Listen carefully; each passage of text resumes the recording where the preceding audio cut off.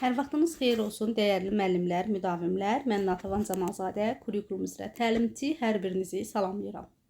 Müəllimlər, bu gün də yeni bir sualın izahını verəcəm və izaha başlamamışdan əvvəl onu qeyd edim ki, siz bizim aprel ayı ərzində asılacaq sınaq qrupumuza qoşula bilərsiniz. Sınaq qrupunda həftə ərzində sizə suallar göndəriləcək, sınaqlar göndəriləcək və bu sınaqların izahları sizə göndəriləcək və onu da qeyd edim ki, siz son 4-5 ilin miqə sertifikasiya imtahanda istifadə olmuş suallar, bu sual nümunələri, model suallar, özümüzün tərtib elədiyimiz yüzlərlə, minlərlə situasiya tipli sınaqlar işləyəcəksiniz. Yəni sınaqları bol şəkildə işləyəcəksiniz. Bilirsiniz ki, metodika elədir ki, nə qədər əzbər bilsək də bu bizim köməyimizə çatmır. Biz mütləq şəkildə tətbiq edə bilməliyik situasiyada. Və siz burada yalnız sınaq yox, həmçinin də sınaqların izahını dinləyəcəksiniz. Və bu zaman sizin situasiyanı təhlil etmə, tətbiq etmə qabiliyyətiniz formalaşacaqdır. Bunun üçün ekranda gördüyünüz 050 837 0305 nömrəsinə yazaraq qruplarımız haqqında məlumat əldə edə bilərsiniz və onu da qeyd edim ki, ödəniş bir dəfədir. Yalnız aprel ayında bir dəfə ödəniş ödəyəcəksiniz. Düz imtahana gedənə qədər sınaqlarla təmin olunacaqsınız. İndi başlayaq sualın izahına. Sualda qeyd olunur ki, 4-cü sinif Azərbaycan məktəblərinin birində priz qiymətləndirmə tədqiqatında oxu və mətni anlama keyfiyyətinin qiymətləndirilməsi üçün sorğu keçirilir. Hər hansı bir Azərbaycan məktəbində situasiyanı oxuyandan sonra çalışın özünüzünküləşdirin.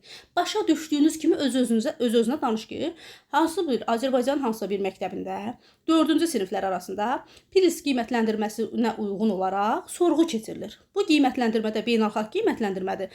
Oxu və mətni anlama üzrə həyata keçirilir. Bura qədər aydındırmı? Aydındır.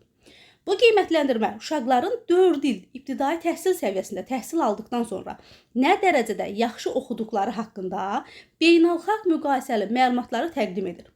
20 nəfər şagird arasında keçirilən bu qiymətləndirmə sorğusunda 70% şagirdin nəticəsi tamamilə zəif, 30% şagirdlərin nəticəsi isə orta olur. Ümumiyyətlə, ümumi məlumat verim ki, bilirsiniz ki, müxtəlif qiymətləndirmə var, PISA var, PIRIS var. Yəni, bu qiymətləndirmədə, beynəlxalq qiymətləndirmədir ki, bu qiymətləndirmədə müəllimlər, yəni bizim nəticəmiz heç də ürək açan deyil, beynəlxalq səviyyədədir. Yəni, çoxdur, çünki orada tətbiq qabiliyyətləri yoxlanılır deyə. Bizdə də hələ o mərhələyə çatmamışıq, o leveldə deyilik ki, tətbiqimiz yüksək olsun, yavaş-yavaş keçirik o mərhələyə. Faiz göstəricilərə əsasən hər bir səviyyə üçün şagirdlərin sayını müəyyən edin.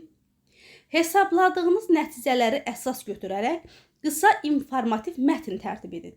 Bu situasiyaya əsasən inteqrasiyanın növünü müəyyən edin. Baxın müəllimlər, baxırsınız. Oxu, mətni anlama, sonra mətn tərtib etmə. Siz hansı fənni gördünüz? Təbii ki, burada Azərbaycan dilini gördük. Azərbaycan dili var. Düzdürmü? İndi sonra 20 nəfər şagird arasında keçirilən qiymətləndirmə 70% şagird zəif, 30% şagird orta toplayır. Bu faiz göstəricilərinə görə də hesablamalıyıq ki, 20 nəfərdən neçəsi orta, neçəsi zəif nəticə göstərir. Çünki deyir, faiz göstəricilərinə qədər görə hesablayın. 20 şagird varsa, bunu faiz göstəricilərinə qədər biz çıxarda bilərik də, neçə nəfər orta yazıb, neçə nəfər zəif yazıb. Yəni, bunu da hər səviyyə üzrə şagirdlərin sayını görürsünüz, deyir, müəyyən edin. Bunu müəyyən edirəmsə, hansı biliyimdən istifadə edəcəm? Riyazi biliyimlə. Riyaziyyatı da burada görə bilirəm, görə bilirəm. Deməli, hansı inteqrasiyadır? Fənlər arası Azərbaycan dili və riyaziyyat fənninə uyğun. Doğru cavab A bəndi. Siz bizim YouTube kanalımıza abunə olaraq hər gün paylaşılan sual izahlarından, mövzu izahlarından xəbərdar ola bilərsiniz. Sağ olun, hər birinizə xoş dinləmələr arzulayıram.